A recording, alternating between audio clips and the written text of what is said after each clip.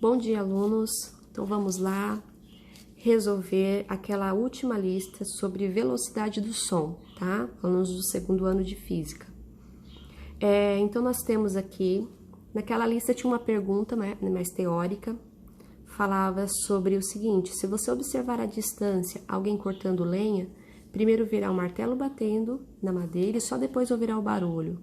O mesmo fenômeno acontece com os raios em um dia de tempestade. Primeiro vemos o clarão e depois ouvimos o trovão. Por que isso acontece? Então, esse a maioria de vocês acertaram, né? Que é bem simples.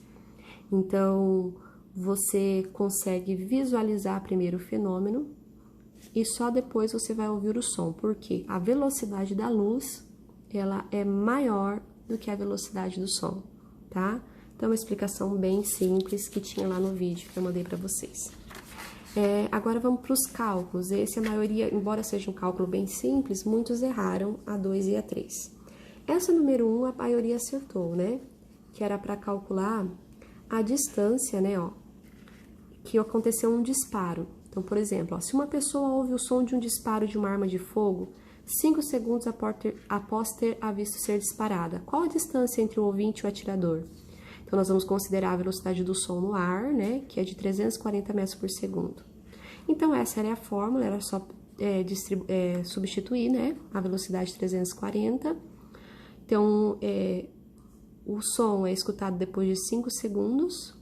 Então, era só fazer uma multiplicação cruzada, que dava 1.700 metros, né? Então, o ouvinte estava a 1.700 metros do atirador. Agora, essas duas últimas, que tem uma questãozinha a mais, que alguns erraram, tem que arrumar aí no caderno, tá? Porque aqui entra a reflexão do som, tá? Então, tá falando aqui, ó, sobre o sonar. Com sonar, verifica-se numa dada região do Oceano Atlântico que o intervalo de tempo entre a emissão de um pulso sonoro e sua posterior recepção é de 2 segundos. Se a velocidade do som na água do mar é de 1.500 metros por segundo, qual a profundidade da região pesquisada? Então, o sonar ele é um aparelho que ele emite um pulso sonoro. Então, esse pulso sonoro ele encontra um obstáculo e ele volta para o aparelho.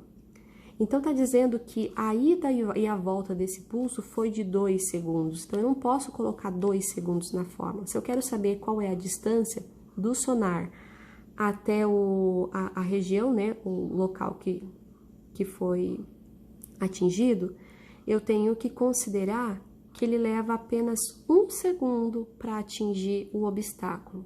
Aqui tem 2 porque é o tempo de ida e volta. Tá? Então, quem jogou 2 segundos aqui tá errado, tá? Então, ele gasta 1 segundo, né, para chegar ao obstáculo, né, considerando a velocidade dele que é de 1.500 metros por segundo. Então, a distância é de 1.500 metros. Então, a maioria colocou 3.000 metros.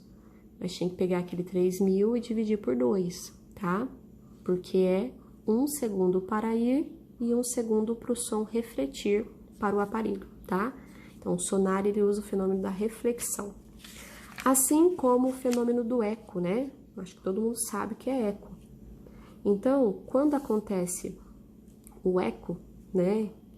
Por exemplo, aqui tá falando de um lugar que é o Vale do Eco, né? Onde um turista, ele percebe que o primeiro eco do seu grito é ouvido 4 segundos após a emissão. Então, se o eco é ouvido 4 segundos depois, você tem que considerar que 4 segundos é o tempo para fazer o percurso total. Então, é 2 segundos para o som chegar ao obstáculo, mais 2 segundos para o som refletir, né, e voltar para o turista. Então, considerando a velocidade do ar de 340 metros por segundo, qual é a distância entre o turista e o obstáculo? Então, ele está a 340 metros por segundo, só que para chegar, né, ao obstáculo, ele vai demorar apenas 2 segundos esse som. Então, a distância é de 680 metros, tá?